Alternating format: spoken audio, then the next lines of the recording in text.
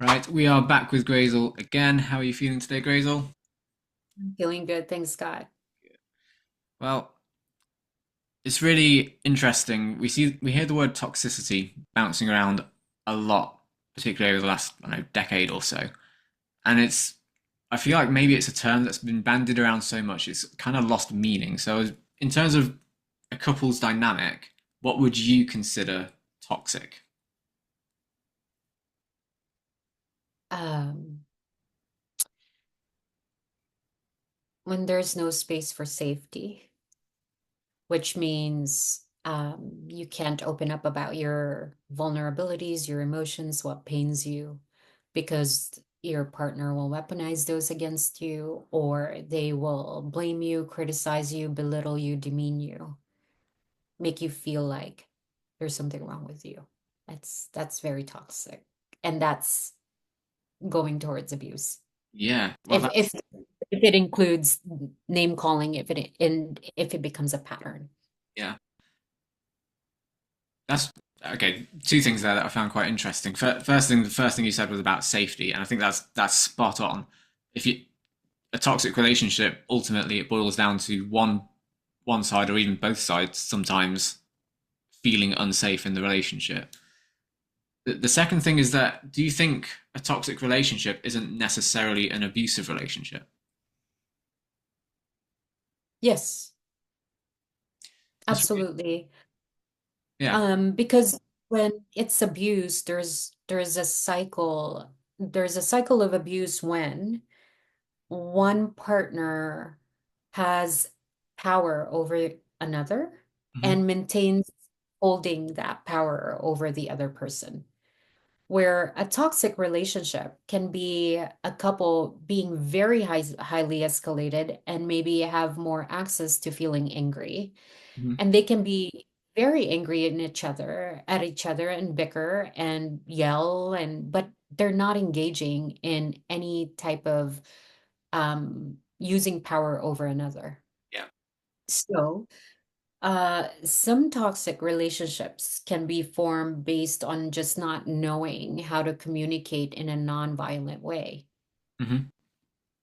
But it doesn't necessarily mean it's abusive. Yeah. Um, some couples can be talked to and they're willing to learn new ways of coping and communicating, but abusive partners are not willing to learn new behaviors because they don't think there's something wrong with them. Mhm. Yeah, that's really interesting. So in terms of a relationship dynamic, there's obviously a difference between a toxic relationship and a abusive relationship. There's also a difference between, well, I don't know. Do you feel like a toxic relationship is always a kind of dead end, or is there kind of hope to save a toxic relationship? Yeah, gosh, like you said, the word toxic have been used so much. Mm. So I think it's really important to define what toxic means when you're working with couples. It's like when you're saying toxic, tell me more about how you identify behaviors that are toxic. You really want to make sure that you're careful at assessing what that means. Mm. Then I can start to form my assessment on whether this is abusive or just toxic. Yeah. Um, I think I think it's a broad term. Right? It's when you say toxic, what does that mean? Yeah. Right? Are you just are you just toxic for one another because you both haven't worked on yourselves? Mm. And then a lot of your behaviors are harming each other? Mm. Okay, that can be toxic, but is the harm causing the other partner to feel less than and to break their own self-identity, then that's abusive. Yeah. Yeah. Yeah. Did I answer? No, yeah, you did. I think you're absolutely right about defining that term because I can imagine a situation where you're in a couple therapy session with a client or two clients, and one turns to the other and says, "Yeah, well, you're just so toxic," and then that just straight away, it's like you just lit a a bonfire with gasoline or something. It's just because that Yeah. word is so Yeah. charged. And actually, when they said toxic, they might have just meant you never take the trash out. Right. And toxic to me, when I think about it physically, it's like something that harms me. Yeah, well, that it is. Like, right. So if it is, if the a relationship is toxic, what do you find harm? Yeah, What do you define? How do you define harm? Right? Like, okay, like it doesn't necessarily have to be like it's gonna kill me, mm, yeah, right? But somehow it's harmful. It's not good for me. mm, And what does that mean? yeah, exactly. And then if you're in a toxic relationship, obviously that can sometimes be saved as long as there's a willingness on both sides to work on it and work on themselves and work out where that toxicity is actually coming from.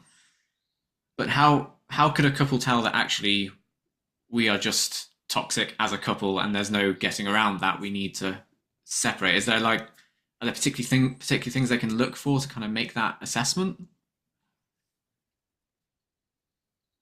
Yeah, I think there's a lot. I think, again, safety is your best friend. Yeah. Always inquire about, do I feel safe? And what does safety means to me, right? Like, is safety, does it mean that I feel safe when there's a space where I'm being heard? Mm, If I don't feel heard, okay, that may be goes into my toxic list. yeah. Um, if there is no space for my opinions, that can be toxic. Hmm. If um, I'm being demeaned all the time and dismissed, and that what I have to say is not important, that can be toxic. Hmm. Where if anything that I bring into the relationship is not useful for the other person, that can be toxic. Yeah. And there's so much I can go on. Do you want me to?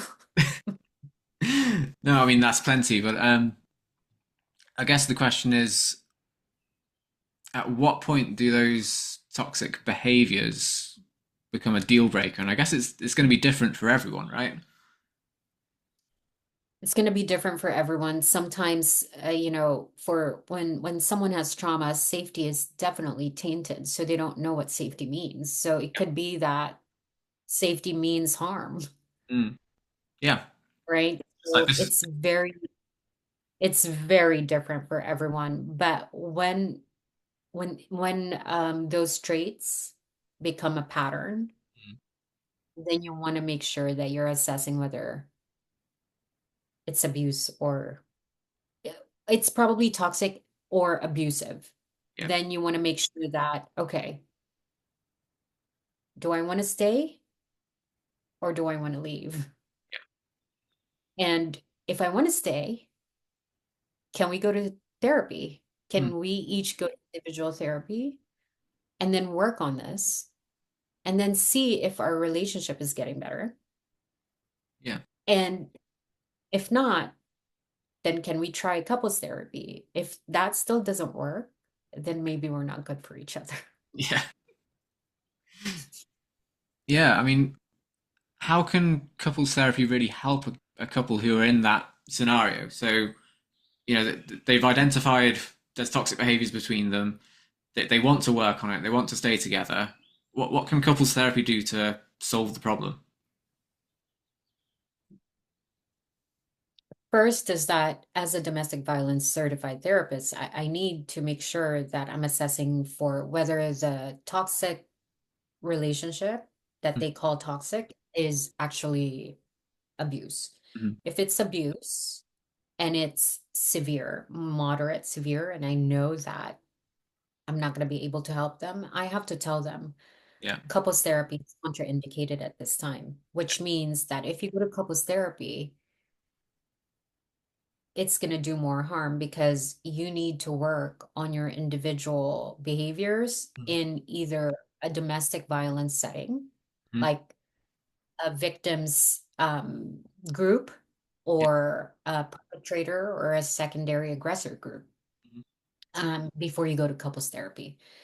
Um, if they are just in a highly escalated argument that's been ongoing for quite some time, I can still work on that, but it's going to take a lot of de-escalating interventions. And that's what we do in EFT, is Yeah. that in stage one EFT, we do a lot of interventions that create, um, that focuses on de-escalating strategies, Yeah. to help the couple, communicate better.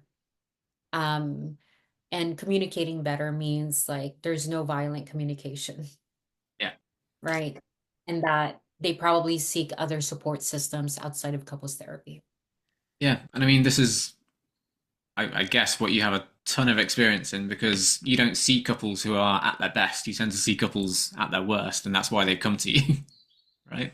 Yes, right, right, So, right. But you know, you'd be surprised. A lot of other couples now, it's changing. Some couples are starting to go to couples therapy early on, which is great. yeah. I mean, yeah, that's great to hear actually. That was gonna be my point. Like you wish people would come to you before there's this huge backlog of stuff that needs to be worked through just so they can feel safe in that relationship. Um, Yes, right. Most couples come and they've been in a relationship, some couples, not most, they've been in a relationship for 10, 20, 30, 40 years, yeah, and their negative cycle have been the only way of connecting with each other. yeah, So that's a very strong negative cycle that has been formed over 40 years. And then they come to couples therapy and they ask, well, can we be done with couples therapy in a year? yeah, I I have 40 years up against me of a cycle. Trying to look at a year of therapy is not going to help. yeah, yeah, Yeah. So it's always better to come when it's early on. yeah, exactly. Yeah. That's where, if there is that massive backlog, that's where the individual therapy is going to be so important. And maybe, I know, looking at a kind of more quick fixy type of therapy like NLP or something like that, just to kind of cut to the chase and really deal with your own stuff as quickly as possible. So then the couples therapy can actually work. Yeah. It's obviously not going to be Mhm. a quick fix for anyone. Um, but yeah. Yeah. Yeah. All right. Well, I've run out of things to ask you, so we'll call Okay. it.